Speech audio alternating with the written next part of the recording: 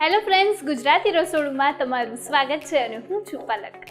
આજે આપણા રસોડે એક સરસ મજાની લાઇટ ડિનરમાં ખાઈ શકાય એવી રેસીપી બનવાની છે, બ્રાઉન અનિયન પેનકેક, જે આપણને શીખવવાના છે જલ્પા અંબાણી. આવો એમને બોલાવી લઈએ. કેમ છે જલ્પાબેન? બસ મજામાં. કેમ છો તમે? એકદમ મજામાં. ગુજરાતી રસોડુંમાં તમારું સ્વાગત છે. Thank you. તો આજે અમારા દર્શકો માટે તમે બ્રાઉન અનિયન પેનકેક લઈને આવ્યા છો, તો એના માટે કયા કયા ઇન્ગ્રેડિયન્ટ્સ જોઈશે? એના માટે આપણને ચોખાનો લોટ છે, ચણાનો લોટ છે, દહીં છે, સમારેલો ફુદીનો છે, સમારેલા કોથમીર છે, સમારેલા કેપ્સિકમ છે, સમારેલી કોબીજ છે, સમારેલા ટમેટા છે, સમારેલું ફ્લાવર છે, બિરયાનીનો મસાલો છે, હળદર પાવડર છે, સોલ્ટ છે, ઇનો ફ્રૂટ સોલ્ટ છે, સમારેલા મરચાં છે, ચાટ મસાલો છે, છીણેલું ગાજર છે અને સમારેલી ડુંગળી છે, અને સાથે આપણે તેલ લઈશું. ઓકે, તો બ્રાઉન અનિયન પેનકેક બનવાનું છે, જેના આપણે ઇન્ગ્રેડિયન્ટ્સ જોઈ લીધા. હવે એને બનાવવાની શરૂઆત કરીએ. શ્યોર. તો સૌથી પહેલાં શું કરવાનું છે? સૌથી પહેલાં આપણે તેલ ગરમ કરવા મૂકીશું. ઓકે.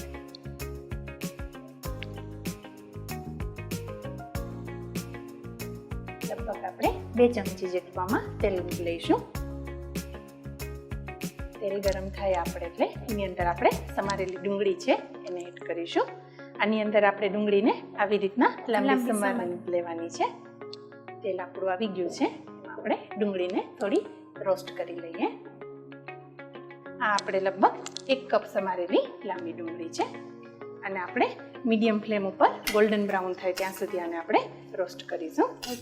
સાથે આપણે આની અંદર લીલા મરચાં પણ એડ કરી દઈએ, જેથી એની પણ આની તીખાશ આવી જશે. એ લગભગ આપણે 1 ચમચી જેટલા સમારેલા લીલા મરચાં છે એડ કરી દઈએ. આ પણ તમે જેટલું તીખું ફેમિલીમાં ખાતા હોય એટલા તમે એડ કરી શકો. એકાદ મિનિટ હજી આપણે આને સાતળીશું, જેથી પૂરો જે આનો કલર છે એ ચેન્જ થઈ જશે. આપણી ડુંગળી છે લગભગ બ્રાઉન થઈ જવા આવી છે. હવે સાથે આપણે એની અંદર બીજા બધા વેજીટેબલ્સ છે એડ કરીશું. સૌથી પહેલાં આપણે આની અંદર ઝીણું સમારેલું કેપ્સિકમ છે એ નાખીશું, લગભગ 2 ચમચી જેટલું.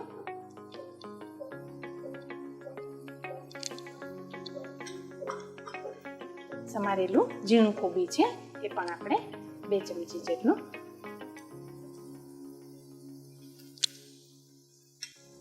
બધું આપણે સારી રીતે મિક્સ કરી દઈએ. આપણે પેનકેકમાં જનરલી જ્યારે બી આપણે બનાવશું તો ઉપરથી આપણે કાચું બધું નાખતા હોઈએ છીએ, પણ આમાં આપણે બધું શેકીને શેકીને નાખીએ છીએ. જેમ જેમ આ ડુંગળી રોસ્ટ થશે એમ તમને સ્મેલ બી આવશે, અને પેનકેકની અંદર એક એનો ડિફરન્ટ જ ફ્લેવર આવશે આની અંદર.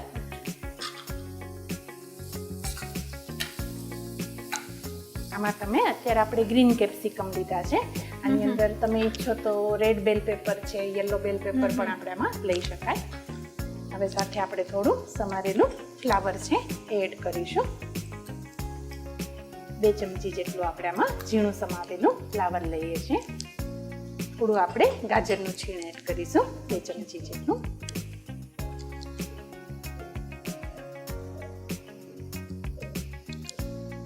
સીઝન હોય તો તમે આમાં આપણે સ્પ્રિંગ ઓનિયન પણ યુઝ કરી શકાય.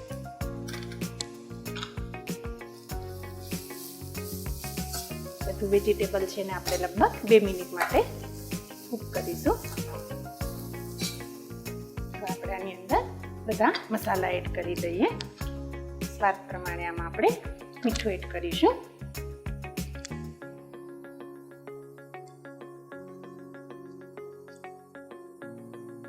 થોડું આપણે હળદર પાવડર નાખશું, 1/2 ચમચી જેટલી. બિરયાની મસાલો છે એ આપણે નાખશું આમાં 2 ચમચી જેટલો. તો કે આપણે પેનકેકમાં બિરયાની મસાલો? હા, બિરયાની મસાલો એડ કરીએ છીએ. આની અંદર જે બધા મસાલા છે એ આપણા જે પેનકેક છે એને ટેસ્ટ અને તીખાશ આપવામાં આપણને હેલ્પ કરશે. એટલે પછી લાલ મરચું છે કે એવું કશું એડ કરવાની કોઈ જરૂર નથી. આપણે 1 ચમચી જેટલો આમાં ચાટ મસાલો નાખી દઈએ. બધું આપણે એકવાર સારી રીતે મિક્સ કરી દઈએ. એકાદ મિનિટ આપણે આને શેકીને ગેસની ફ્લેમને ઓફ કરીશું, અને થોડું ઠંડુ થવા દઈએ. આપણે ગેસની ફ્લેમને ઓફ કરી આને ઠંડુ થવા દઈએ.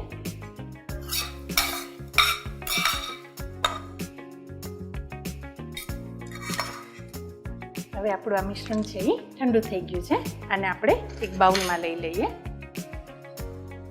એક મોટા મિક્સિંગ બાઉલમાં આપણે આને નાખી દઈએ.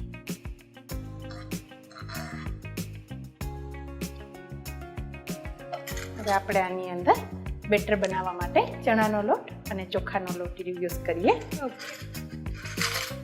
સૌથી પહેલાં આપણે આની અંદર અડધો કપ જેટલો આપણે ચણાનો લોટ છે એ એડ કરીશું.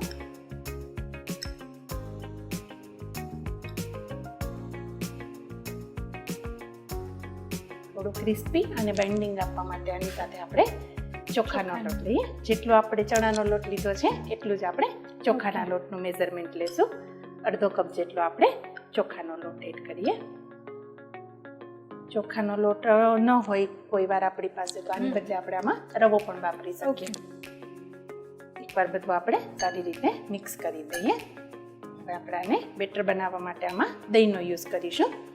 અડધો કપ જેટલો આપણે આ નોર્મલ દહીં છે એ નાખી દઈએ.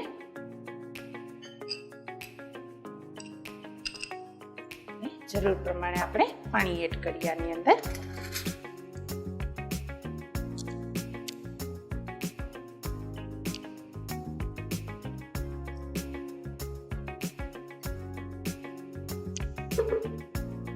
સાથે આપણે આની અંદર ટમેટા છે એ નાખીએ.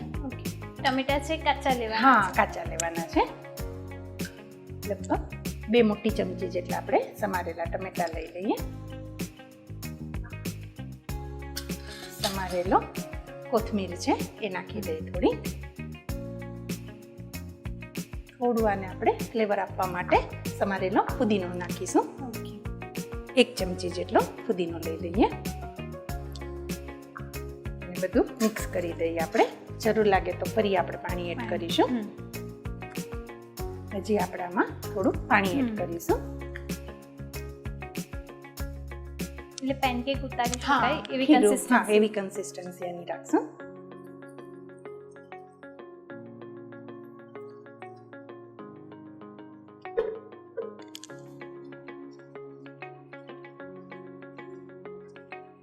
હજી આપણે આમાં થોડું પાણી નાખીશું જેથી આપણું બેટર છે બરાબર થઈ જાય.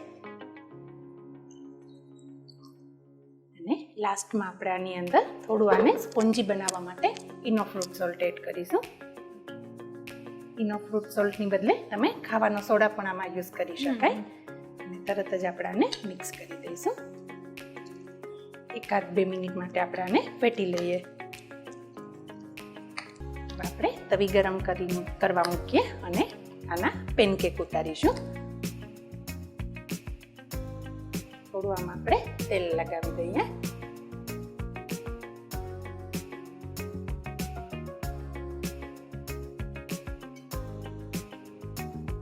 હવે ચમચાની મદદથી આપણે પેનકેક ઉતારી લઈએ.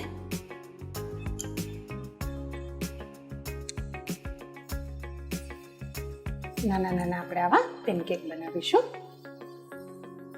તમે ઈચ્છો તો મોટા પણ આના આપણે કરી શકીએ. અને છોકરાઓ માટે હોય લંચ બોક્સમાં તો આપણે આ નાના નાના પણ કરી શકાય.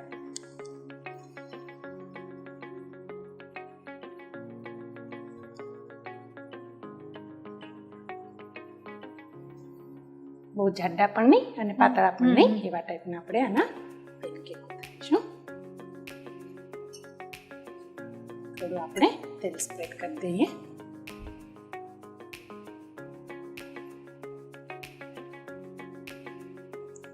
મીડિયમ ફ્લેમ ઉપર આપણે આને રોસ્ટ કરીએ.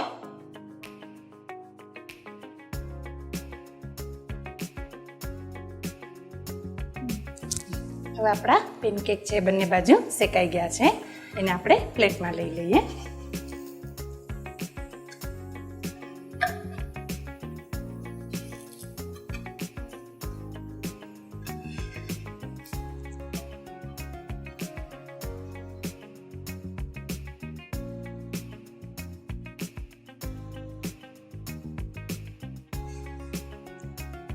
આપણા પેનકેક છે એ રેડી છે. એને આપણે સર્વિંગ પ્લેટમાં લઈ લઈએ.